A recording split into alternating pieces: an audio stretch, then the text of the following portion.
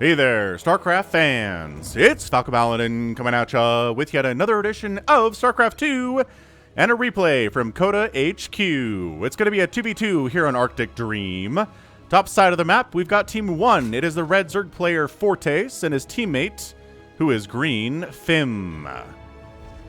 On the bottom side, it is the enemy. It's going to be Majestas, the Protoss player, teal, and then his teammate, an equally Protoss player, wearing the color purple. It is DarkTemplar. All right, so, who do we put our money on in this 2v2?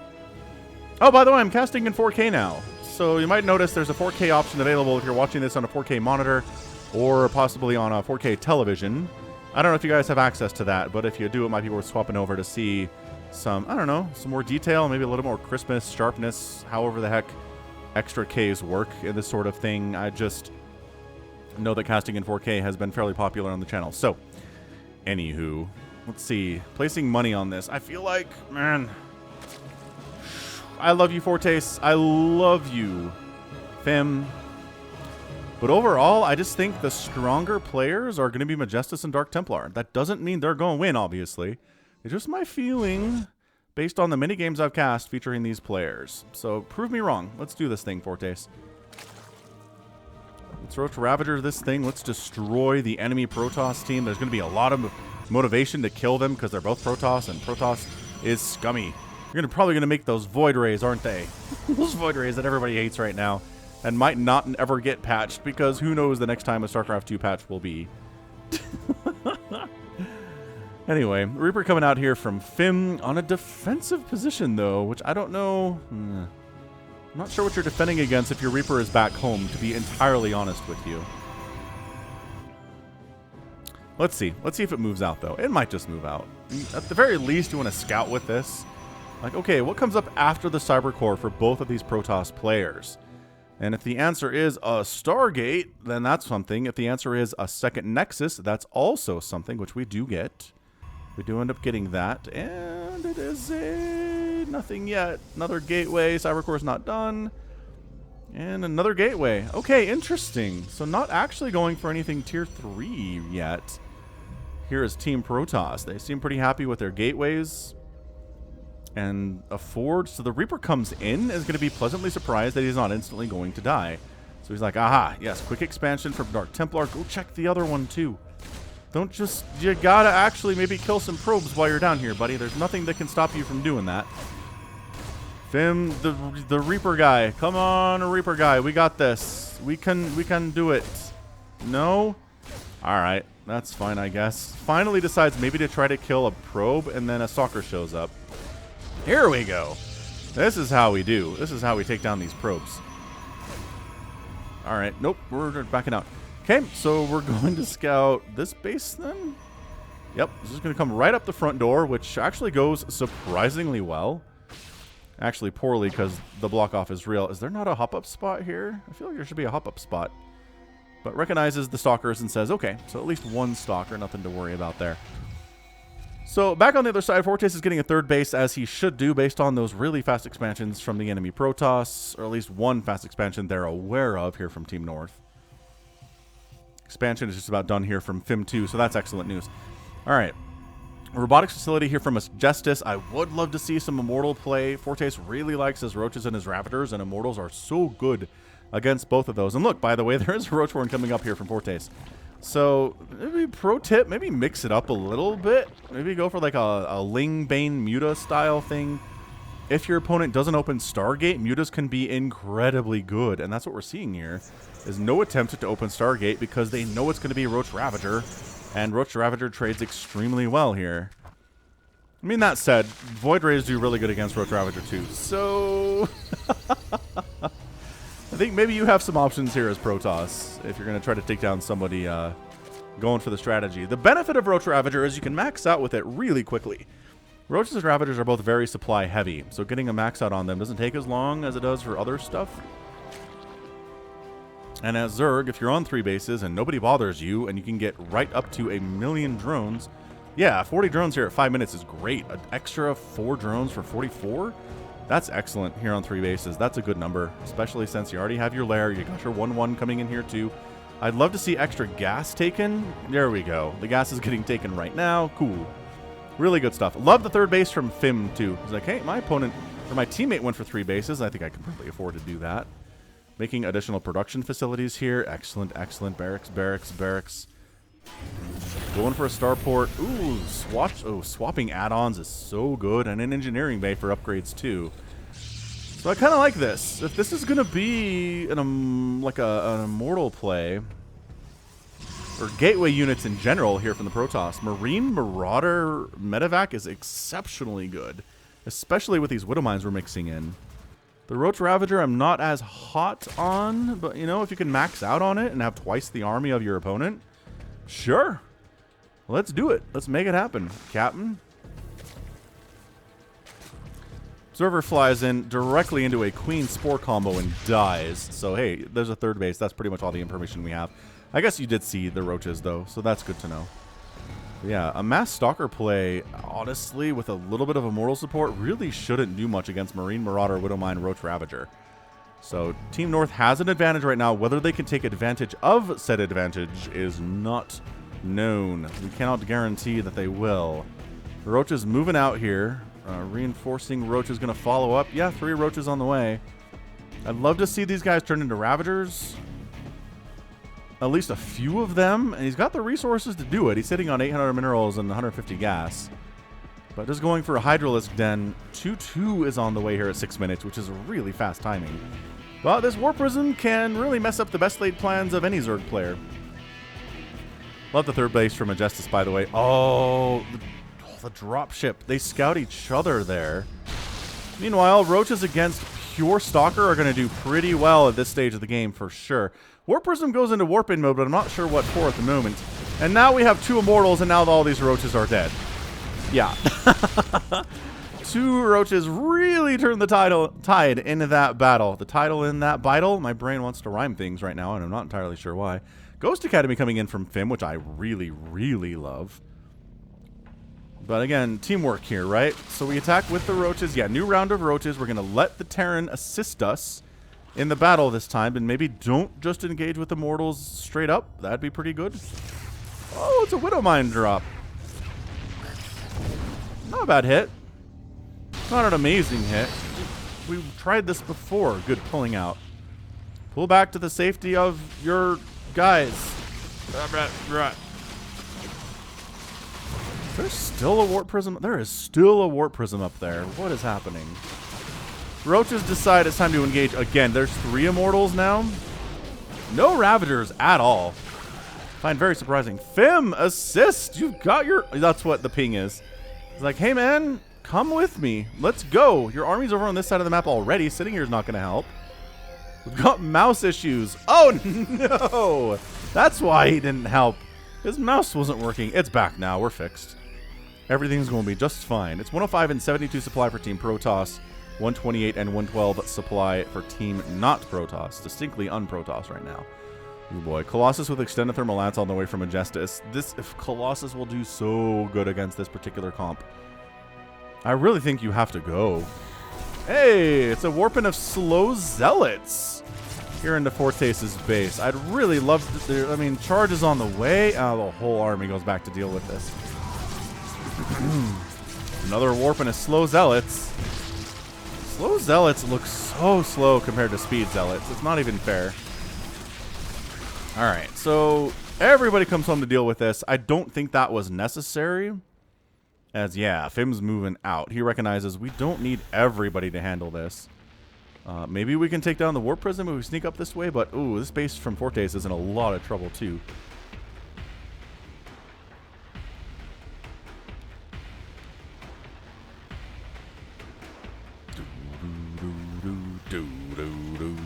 Enhanced Shockwave on the way from Fim as well. So both players are going Colossus with extended thermal lance. That switches things around to their favor now.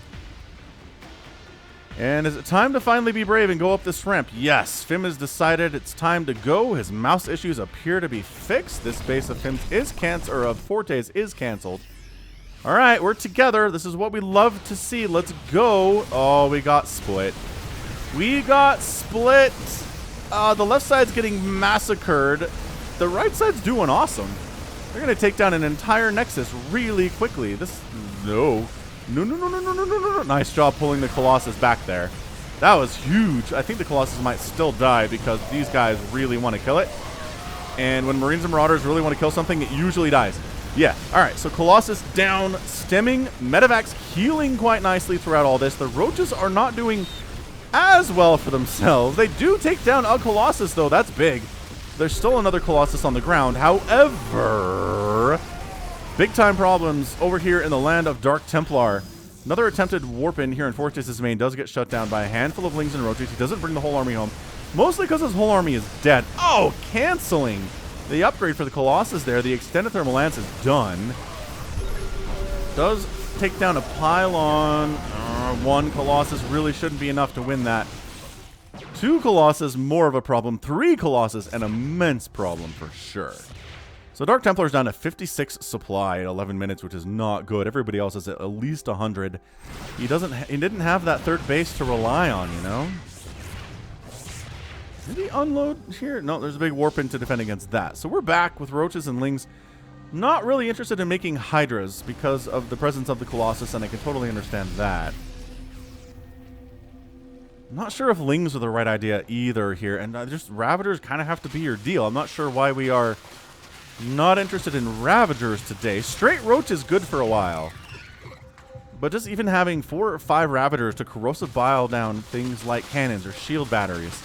Or if a Colossus is holding still too long, maybe try to take that sucker down. That can work.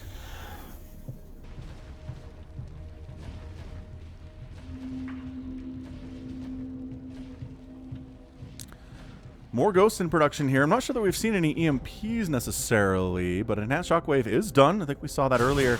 And Majestas goes right to the heart of Fortes here, going after his third base. And it's done. That's it. That's all it takes is a couple seconds there with a giant army on an entire base to wipe it out. So drones running for their lives. If they're not smart, they'll run back into the fray, and they probably will. Ghost? Couple Ghosts trying to make something happen here. Doesn't exactly work out. The Vikings are trying to take down the Colossus. Great stutter step on display here, but Terran army too strong. Colossus all dead. Some Stalkers managed to blink to the safety of the high ground, but not everybody makes it up there. Majestas is down to 100, under 100 total supply as well. Oh boy. I mean, there's a bunch of money here for Majestas sitting on 3,000, 1,700. On their resources. Stalkers. Oh, that was not a great blink. I mean, could you have blinked out? Maybe not. But you're all dead now. So Fim with his giant Marine Marauder army here. His upgrades are at 1-1, which is great. 2-2's coming in here too. Fortes has a gold base that he might want to send some drones down to if he has any long distance mining, and he does. Also, replanting. There you go. Replanting the third base is cool, but sending the drones down to the gold would be awesome right now. This is, I don't understand. This is a tiny, tiny group moving out right here. I don't think I agree with it being here exactly. Oh, yeah. We got 2 nukes in production. Fim. Fim knows the way to this caster's heart. Love to see some nukes in these games. I think everybody loves to see a good nuke in a StarCraft 2 game. For sure.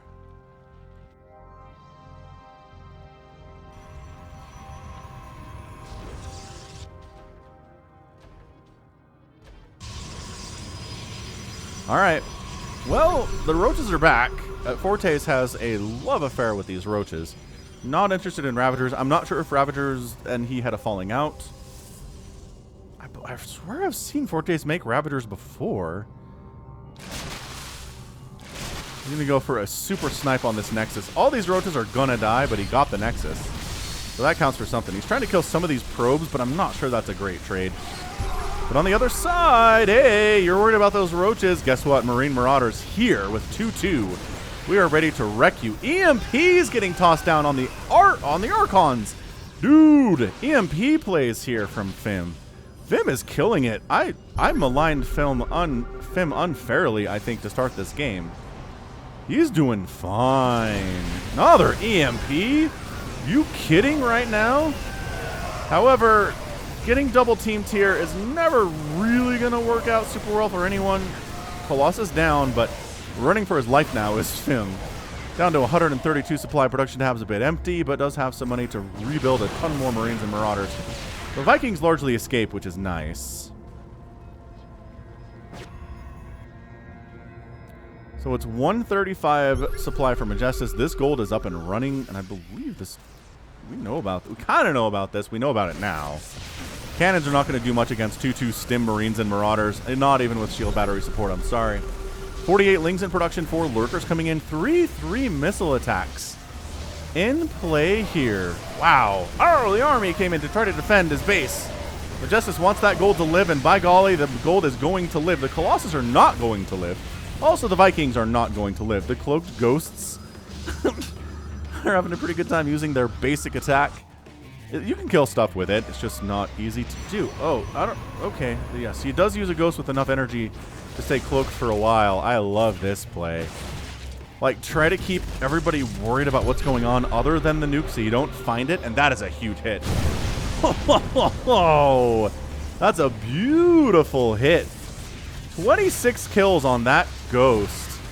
Lurkers burrowing in. Killing the cannons would be awesome, so the detection is gone. There we go. Cannon 1 down.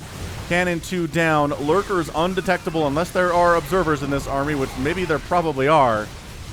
Lurkers trying to burrow up. Nice. Very nice positioning there on those Lurkers. Gonna finish off the Nexus, killing a bunch of Stalkers here too. I do love the Lurker play. This is very, very beautiful. Another nuke is in production. Nexus trying to save it. No, can't save it, but the Lurkers are in a lot of trouble. These Immortals want them dead, and by golly, they're gonna die as a result. Lings actually pick off a Colossus because everybody's worried about those Lurkers. That's an interesting moment for sure. Yeah. Okay, well, goodbye, everybody. Fortes at 101 supply, making a bunch of Zerglings, as Lings do happen to be +3 armor, which is great, and adrenal glands, but no attack upgrades on those guys yet. Working on +1 for them. Like it a lot. So it looks like we're doing another combined attack here from Fortes and Fim, which I am always a big fan of the teamwork. You know that. In their team games. It can be hard for Zerg because they're so much faster usually than their Protoss and Terran teammates that waiting around for them to join the battle can seem like it takes forever. Can be really annoying for sure. But yeah, at this point, it really feels like this might just straight up be a win out of Fim. And it is! Fim and Fortes win the game. Majestas and DarkTemplar tap out! It's starting to feel like this, says Falcon, and then there it is. There's the end. What a beautifully, honestly fantastic, fantastic game. Way to go, guys. Way to win that thing, Fortes and Fim, and prove me wrong. That was incredible.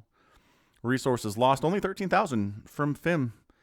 20,000 from Fortes, 18 and 28,000 from your Protoss opponents. And yeah, never lost a base. Did Fim. I don't think we can say that about anybody else. Yeah, DarkTemplar lost a base. Majestas lost a base. Fortes lost a base as well. So, Fim, I apologize. I will take you more seriously in the future. But yeah, good teamwork.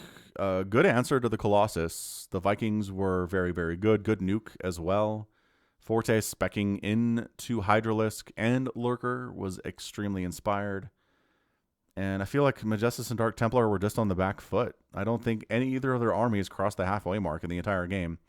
Warping in a few Zealots into Fortes' base is pretty much... Well, hold on a second. Yeah, this army got deep enough to destroy the third base. I forgot about that. But that was it. That was it. All right. So that's going to be it for me. This has been Falcon Paladin coming at you with yet another edition of StarCraft 2 Legacy of the Void and a Coda HQ match. Go ahead, hit that like button, hit that subscribe if you like what you saw and what you heard today. You can also catch me, obviously, on Twitter and Facebook and stuff. And yeah, until next time, stay safe and stay healthy, and you all take care of yourselves.